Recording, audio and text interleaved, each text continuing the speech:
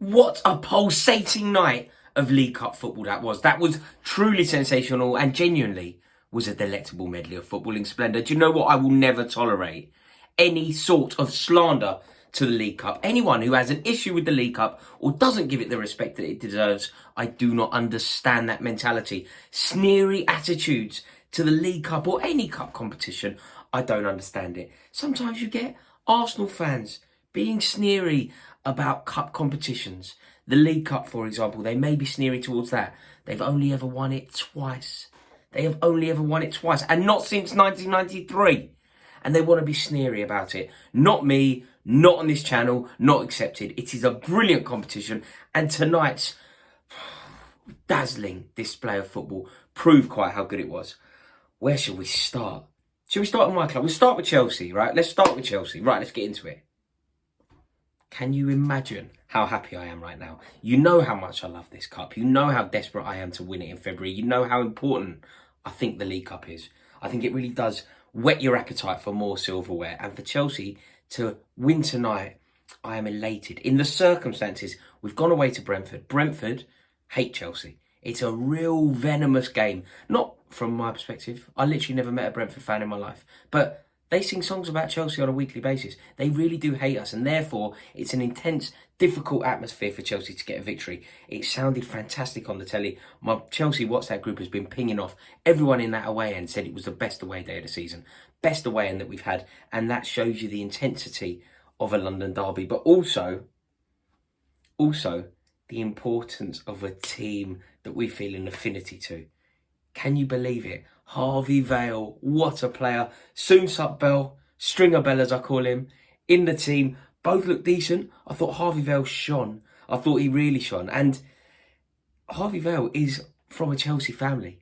Like, I know the family. It's an amazing tale. So I'm delighted that he looked so impressive. And I know that he missed Chelsea's best chance, but I thought he didn't look out of place at all. I thought he looked totally competent at this level. And I think what we have to remember with both Soonsup Bell and Harvey Vale, they've pretty much had no training sessions. I think Harvey Vale had two, Soonsup Bell had one, because he was out sick before this match. I think that's probably why he only played a half. And I think Harvey Vale had two training sessions, but he fell ill because he played in St. Petersburg in that Youth League match. In like -15 or something mad. So he's been in recovery from that.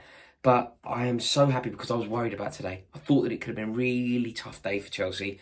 And I thought that there was potential for Chelsea to lose. I really did. Just thought that the run that we've been on, but it proves Chelsea are at our best when we're backs against the wall. Look, we had to throw on the big guns, and it became a little bit of a, who has the biggest guns on the bench? They brought on Tony. We brought on Mount, James, Kante, and ultimately we won the game. It was a huge game to win, though. There were so many positives to take from this. Mateo Kovacic back amongst the first team. He was subbed at half-time, but I imagine that was just to ease him back in. That would have been like a scheduled substitution, don't you think? Jorginho's on, scores. Yeah, I know. But this isn't the day for that kind of conversation. This is just a brilliant day. Disappointed in a way to see N'Golo Kante have to come on. Thomas Tuchel spoke about Kante earlier in the week, and he says that we've been mistreating him, effectively. He said that there is no way that he was going to play against Brentford. There was no way that he was going to feature. But it just shows how good N'Golo Kante is and how desperate we are for him and how important he can be to any team. Like the way that he can drop a shoulder, the way that he can beat a man. I don't think people give enough credit to quite what a brilliant footballer N'Golo Kante is. And that's why we had to bring him on today. We really did need him. He came on. He looked fantastic. I just wonder if it's slightly irresponsible. I mean, we've said that he was overplayed. Thomas Tuchel's acknowledged that he's been overplayed. So bringing him on, I was a little bit disappointed to see that. But, I'm not disappointed about anything. Chelsea march on in the cup in the most beautiful of way. And I'll tell you what, one more good thing. Kepa Arrizabalaga finding a bit of form. His recovery from that disastrous year at Chelsea continues. He obviously started very well for Chelsea this season, helping us win the Super Cup in Belfast. And when Mendy goes to AFCON, I think maybe Kepa Arrizabalaga needs to view that as a chance to remind the world of his talents, because he's going to get a run of games. I'm in such a good mood. I feel so happy about this. I should talk about Ross Barkley's performance, but I'm not going to because I'm in such a good mood. But Ross Barkley, as you can deduce from what I just said, not good enough. But Barkley aside, flawless night for Chelsea. Into the semi-finals we must go. E-I-E-I-E-I-O. Right, who next? What should we do? You're about to detect a huge gear shift in this video. The euphoria and elation that was on display when we were discussing Chelsea is about to immediately evaporate because we now have to countenance the unlikely scenario that Tottenham Hotspur are in the last four of a cup competition with a realistic opportunity to win it. That is what they now have. Yes, they have made semi-finals in recent memory, but I've never cared. I've never cared. I didn't really care when they got to the final of the European Cup. I never really believed that they could win that tournament, and I was convinced that Liverpool were always going to win it, and they were in it for about 60 seconds. So I was proved correct, but things are different, and I believe that we now have to redefine who Tottenham are, and this is all because of Antonio Conte. I told you what would happen. I have perennially told you that Tottenham are to be dismissed. I have perennially told you that Tottenham Hotspur Football Club are an illusion. When people were telling me Son, Kane, Bale were the best front three in the league and they were going to win the league, I constantly told you that it was an illusion and was never going to happen. I was having debate after debate on the kickoff that we were giving far too much credibility to Tottenham Hotspur, but the time is over. They have managed to bring in the master, and it's terrifying. Manchester United must be furious that they let Conte go to Tottenham. Absolutely furious. Tottenham need a trophy. They need a trophy more so than any football club in the world. They need that for them to be who they are, for the fans to identify and for their DNA to be preserved. They need silverware. They are a great cup team. It's what they model themselves on, and it's who they truly believe they are. So they need this 2008 issue to be over. They haven't won a trophy since 2008. They've won 2 FA Cups since 1991. They need silverware, and under Conte, they have a serious chance of getting it. They rode their luck today. They really did ride their luck. I thought Sanchez had a good game. I like Reguilon in this system. I think he's a good player, but hasn't looked good lately. But under Conte, this is what Conte does. This is the brilliance of Antonio Conte. He can make average footballers look fantastic. Davis is a good example. Harry Winks against Liverpool. What was that all about? And it is the Antonio Conte thing.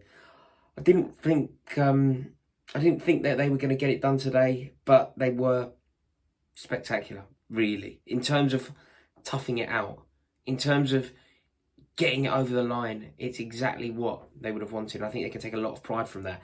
The player that I think we need to focus on, nobody really talks about him when you talk about Tottenham. Lucas Moura. He's a dribbler. He's brilliant. He was such a thorn in West Ham's side tonight. I thought he was truly class. West Ham, they just don't have enough at the moment. They just don't have enough. They've got obviously brilliant players. Declan Rice, Jared Bowen. I think they have truly class footballers at their disposal, but they don't have enough of them. And the injuries, they've been so unlucky. The Ogbonna injury, followed by the Kurt Zouma injury. GSB need to get their checkbook out. West Ham United are on a brilliant trajectory, and they could end up becoming a top 6 side, an established top 6 side. But GSB are going to have to seriously back David Moyes, because if they don't, they're going to be cut adrift. They haven't replaced Sebastian Haller. They brought Haller in to score the goals. He left, and they never replaced those goals. You know, they had Antonio. Antonio found form, but that isn't the same thing. So it's there for West Ham if they want it, but they're really going to have to go for it. But Tottenham Hotspur, it's time to redefine who they are in our heads. The joke, the punchline, how many days since Tottenham last won a cup? All of that. Beginning to think that fun that we had is coming to an end. Sad times. Sad times. Right, on to what's next. And the 3 London clubs in the semi-final of the League Cup are joined by Liverpool. Liverpool have beaten Brendan Rodgers' Leicester And I do take a little bit of delight in that. It was a really resilient and resolute display from Liverpool. They weren't good. I mean, they really did ride their luck. And they were what? 2-0 down and 3-1 down. But while you shouldn't be going down like that, to show that sort of strength and unity and fight and spirit to get back in the game is huge. And what we did see today, we did sort of see, particularly the Jota goal, the link up as to how Liverpool may look when the African Cup of Nations starts. The link up play was how it would look. I think the heroes for Liverpool tonight were Kelleher and Minamino. I know Minamino missed one of his penalties, but he rescued them. He rescued them. And to step up like that, when you think of the shoes that he has to fill in a couple of weeks' time, that is exactly what he needs. That is the confidence that he needs. So it's a massive result for Liverpool. Liverpool will want this. Liverpool's record in this trophy is huge. And I think they are now level with Man City. So if they could win it, it becomes historic. And everybody wants that. Everybody wants to do that. That's what we're in it for. We're in it for making history. And that is what Liverpool have the opportunity to do. I think City drew level with them in this competition in terms of cumulative wins last year with last year's victory. So Liverpool can get their noses in front again. It is a big night for them, but Brendan Rodgers will feel devastated. To lose in the way that he did, it's got to be a complete and utter heartbreaker. To go back to your old club, to be winning and dominating twice. Jamie Vardy, imperious again. And ultimately lose the game. Liverpool winning 5-4 on penalties. Got to be a real sickener. But that's what it is. So now for the draw. Do you know what? You want Arsenal, really, don't you? That's got to be the one. Everybody wants Arsenal. Avoid Conte. Avoid Liverpool for obvious reasons. Play one of them in a final with a bit of luck.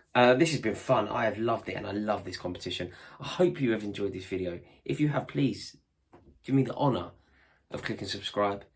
Drop a like on the video and I will see you all very soon. Remember, for the rest of your days, to go easy, step lightly and stay free. See you soon, my friends.